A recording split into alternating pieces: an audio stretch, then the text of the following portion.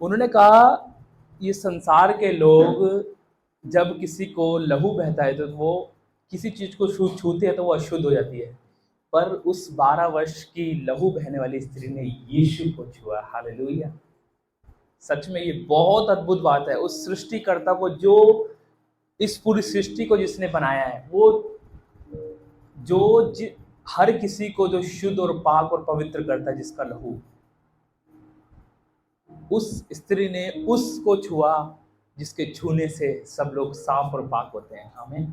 और ये संसार बोलता है कि ऐसी स्त्रियों के छूने से अशुद्ध हो जाएगा। यहाँ से दिखता है कि ये सब चीजें उन चीजों को नीचे करती हैं, जो कहीं ना कहीं, क्योंकि पता है कई बार जब परमेश्वर हमारी जिंदगी में कार्य करता है ना, तो हमें प्रभु अपने वचनों के द्वारा और लोगों के द्वारा सिखाता है कि हमें उन चीजों को सीखना चाहिए, है ना। तो आज का मेरा टॉपिक है परमेश्वर का वचन। क्या है? परमेश्वर का वचन। हालेलुया। क्योंकि सच में जब हम खुदा के वचनों से अपनी जिंदगी में भरेंगे ना, तभी हम शैतान के ऊपर, तभी हम उन चीजों के ऊपर जिन चीजों से हम लड़ रहे हैं, जयवंत हो पाएंगे। अगर आप में और मुझ में खुदा का वचन ना हो तो सच में हम एक हारा हुआ जीवन जीने पाएंगे। पता है प्रभु का वचन क्या बताता है? यूहन्ना में यीशु मसीह ने यूं बोला कि जीवन की रोटी मैं हूं। खाना एक हफ्ते में एक बार खाओगे चलेगा? है? रोज खाना पड़ेगा, और लगभग 3 से 4 टाइम खाना पड़ेगा, है ना।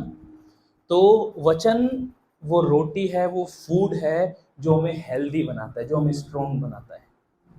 पता है, अगर मैंने अपनी जिंदगी में पर्सनली, मैं अपना एक्सपीरियंस बताऊं, जब खुदा का वचन मेरी जिंदगी में नहीं होता ना, तो मैं कई बार बहुत ज़्यादा होपलेस हो जाता हूँ, बहुत ज़्यादा डिप्रेशन में चला जाता हूँ। बहुत ज़्यादा वो चीज़ें जो शैतान की ओर से होती हैं, जो खुदा की ओर से नहीं होती, वो चीज़ें मेरी ज़िंदगी में आई थी। पता है, जब प्रभु का वचन नहीं होगा ना, तो हमारे अंदर कुछ ऐसी चीज़ें होंगी जो खुदा को पसंद नहीं होगी।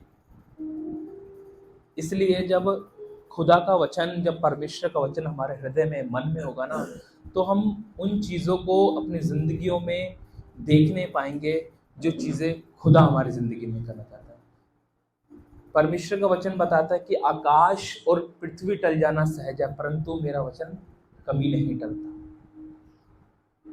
आज मैं सब लोगों को, मेरे भाई बहनों को, जितने भाई बहन ऑनलाइन देख रहे हैं, सबको इस चीज के लिए इनकरेज करना चाहता हूँ कि अपने समय को निकालकर खुदा के वचन पर मनन करें, परमेश्वर के वचन को पढ़ें। मैं ये नहीं कह रहा कि आपको 5 अध्याय, 3 अध्याय, 2 अध्याय, 1 अध्याय पढ़ना, नहीं। जो वचन खुदा ने आपको दिया है, उस वचन को चबाएं, उस वचन को कोशिश करें कि मेडिटेट करें। पता है, मैंने अपने घर के अंदर एक छोटा सा लिखकर वहाँ पे एक चीज़ लिखी है कि जब हम वचन को नज़रअंदाज करते हैं ना, सभी गलतियों की जड़ वही है, और तब हम शैतान के हाथों में क्या हो जाते हैं? लाचार हो जाते हैं। कब होते हैं? जब हम वचनों को, प्रभु के वचन को नज़रअंदाज करते हैं, उसके अनुसार नहीं चलते, है ना। तो आइए हम सब लोग एक वचन को पढ़ेंगे। मत्ती की पुस्तक में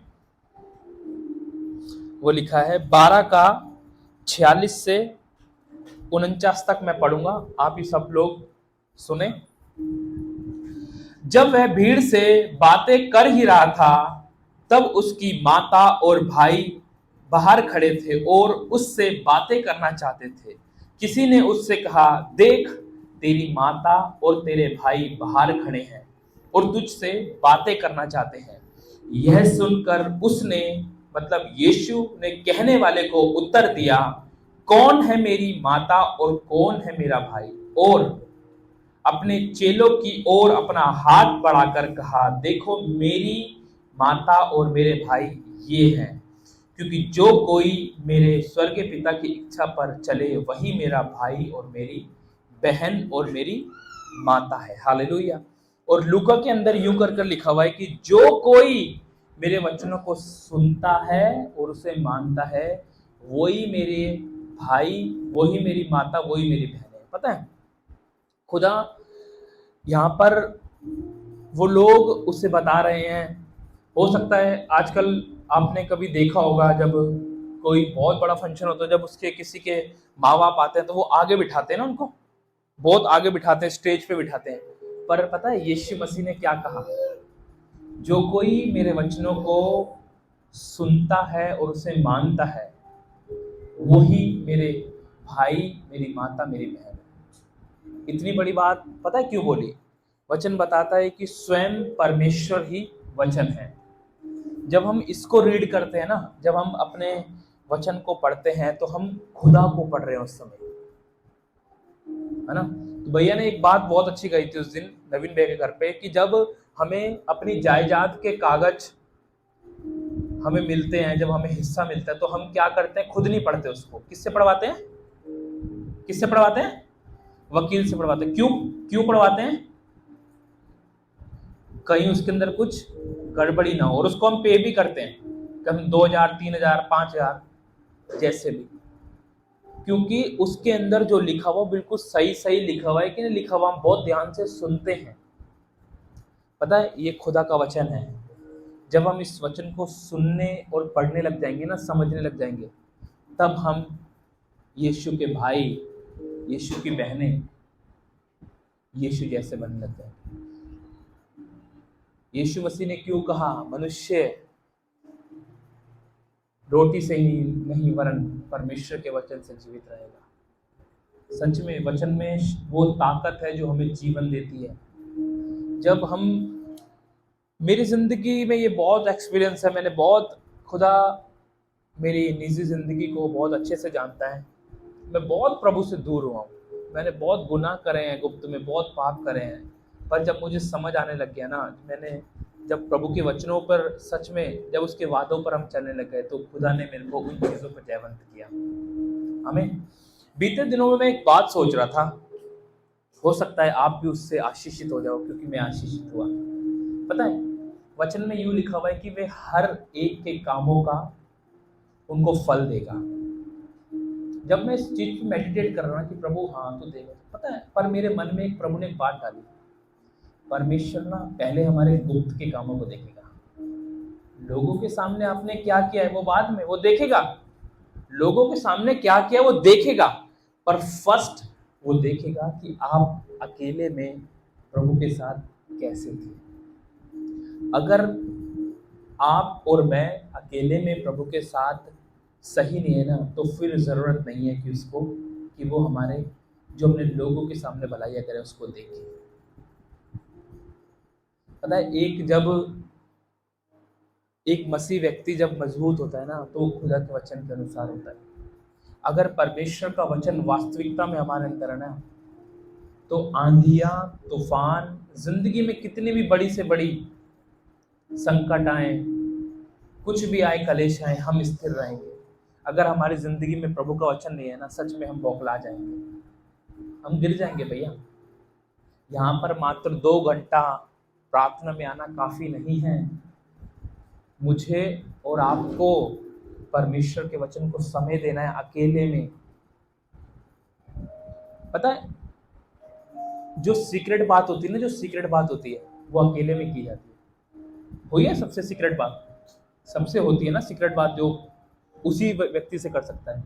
वैसे ही परमेश्वर हमसे सीक्रेट में, जब हम उसके, पता है, प्रार्थना करना परमेश्वर से बात करना है, और जब हम वचन को जब पढ़ते तो परमेश्वर हमसे बात करता है। हमें एक जगह वचन में यूं लिखा हुआ है कि परमेश्वर का वचन एक दर्पण है। वे हमें अपनी जो शक्ल है ना वो दिखाता है, कि हमने कितना अपने जीवन में ढोंग का, घमंड का मेकअप कर रखा है। पता है, जब हम प्रभु के पास जाते हैं ना, जब परमेश्वर के वचन को लेकर जाते हैं, मैं आपको नॉलेज के लिए नहीं बोल रहा हूँ, मैं वास्तविकता में प्रभु के वचन को इसलिए बोल रहा हूँ कि वो हमारी जिंदगी की रोटी है। जैसे हम दिन में 3 से 4 बार खाना खाते हैं ना, वैसे ही हमें दिन में कम से कम 3 से 4 बार वचन को मेडिटेट करना चाहिए, सोचना चाहिए जो हम पढ़ रहे हैं, वो हमारी आत्मा का फूड है ना।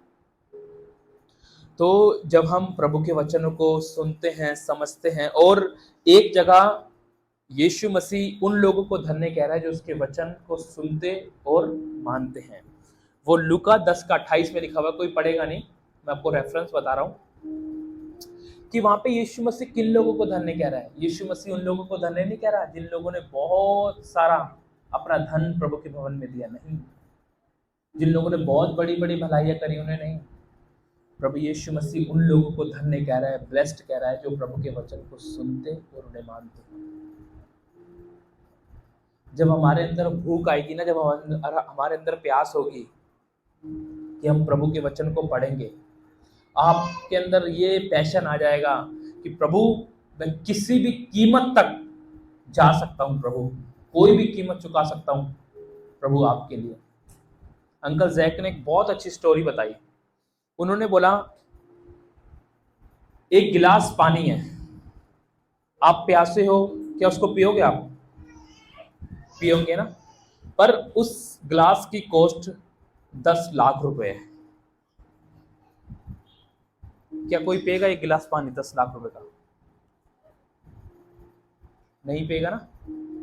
पर आपको 5 दिन रेगिस्तान में छोड़ दिया गया है और वो पानी का गिलास आपके पास लेकर आते हैं और आपको बहुत प्यास लग रही है, क्या उस पानी को खरीदेंगे आप?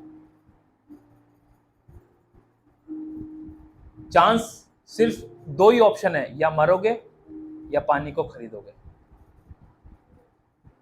क्या करोगे? है ना, पानी को खरीदेंगे। तुम बोलोगे कि मेरा सब कुछ ले लो पर मुझे एक गिलास पानी पिला दो। इस कीमत को प्रभु मांग रहा है आपसे और मुझसे कि प्रभु मैं किसी भी कीमत को चुकाने के लिए तैयार हूं प्रभु आपके लिए।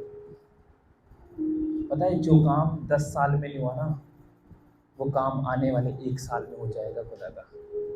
जब ये भूख के साथ, ये प्यास के साथ हम प्रभु के काम को करेंगे, जब प्रभु के वचन को सिंसियरली, पूरी ईमानदारी से प्रभु के वचन को पढ़ेंगे, है ना।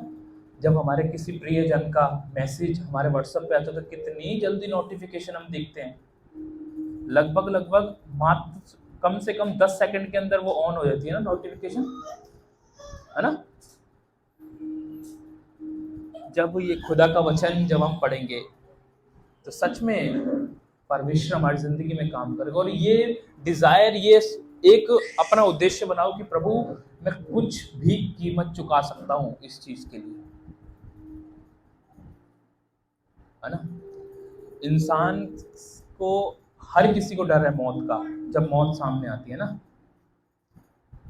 जब हमें महसूस होगा कि हम जब परमेश्वर के वचन को पढ़ेंगे, जब खुदा हमारे साथ है ना, तो उस वास्तविकता में खुदा का वो काम होगा जो हमने अपनी जिंदगी में कभी नहीं देखा होगा।